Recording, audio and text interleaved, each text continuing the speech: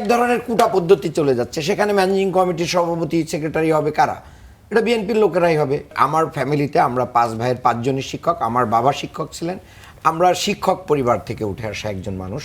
আমি আমার ব্যক্তিগত জীবনে অনেক জায়গায় দেখেছি ম্যানেজিং কমিটির মাধ্যম দিয়ে ভালো শিক্ষক নিয়োগ হয় না আমি বলবো না, সেটার পরিমাণ 1%, এবং 99%ই সেখানে করাপশন হয়, দুর্নীতি হয়, স্বজনপ্রীতি হয়, এবং মানে যারা যোগ্য তাদেরকে আশ্রয় দেওয়া হয় না। একটা বড় ধরনের বাণিজ্যের সুযোগ আছে। এই জায়গাটা যখন রিথিঙ্ক করা হলো, রিথিঙ্ক করার কারণেই কিন্তু এই এনটিআরসি এর কি হলো, উদ্ভাবন হলো। এটার মাধ্যম দিয়ে আমরা বলবো না যে এটা যে খুব হাইলি মানে কোয়ালিটি দিয়েই তারা নিতে পারছে। আমাদের যা আছে তার ভিতর থেকে কমপক্ষে এখানে দুর্নীতি হয় না, ঘুষ হয় না, চাঁদাবাজি হয় না, স্বজনপ্রীতি হয় না। এইরকম একটা জায়গায় মেধার ভিত্তিতে মানুষ নিয়োগ পাওয়ার একটা সুযোগ তৈরি হয়েছে।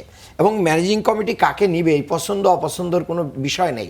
এখান থেকেই তাকে কি চয়েস দেওয়া হচ্ছে, যেখানে পোস্ট খালি আছে সেখানে তাকে দিয়ে দেওয়া হচ্ছে।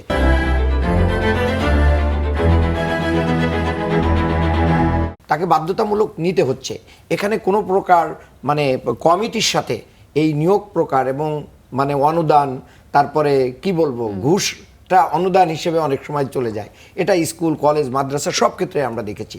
এই জায়গায় এসে বিএনপির যে স্থানীয় পর্যায়ের নেতাকর্মীদের যে দল পরিচালনা প্লাস আদার্স ফাংশন মানে ঠিক রাখার জন্য খুশি করার যে জায়গাগুলো রয়েছে, ডিপ্রাইভদেরকে দেওয়া, দেখছেন না সারা বাংলাদেশে প্রশাসক নিয়োগ দিচ্ছে, সরকারি প্রতিষ্ঠানে নিয়োগ দিচ্ছে, বিভিন্ন জায়গায় এমপিতে ফেল করেছে, এখন তাকেই আবার ওই জায়গার প্রশাসক নিয়োগ করে দেওয়া হচ্ছে। এই যে বিভিন্নভাবে ম্যানেজ করার জন্য যে একটা মানে কার্যক্রম শুরু হয়েছে, একবারে টপ টু বটমে চলে গেছে। এখন বটমে যাওয়ার কারণে জনগণ এবং এদেশের মেধাবীরা যে কারণে জুলাই আন্দোলন করেছিল যে কুটা না মেধা, তো এক ধরনের কুটা পদ্ধতি চলে যাচ্ছে। সেখানে ম্যানেজিং কমিটির সভাপতি সেক্রেটারি হবে কারা? এটা বিএনপির লোকেরাই হবে, বিএনপির মনোভাবাপন্ন লোকেরাই হবে।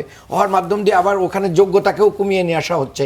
যে যোগ্যতা বলে কি হচ্ছিল যে ম্যানেজিং কমিটির সভাপতি সেক্রেটারি হওয়া লাগতো, তো সেগুলোর কমিয়ে নিয়ে এসে তাদেরকে মানে এখানে দলীয়করণের একটা সুযোগ দেওয়া হচ্ছে। এইটার মাধ্যম দিয়ে আমাদের শিক্ষার কি হবে, একটা বড় ধরনের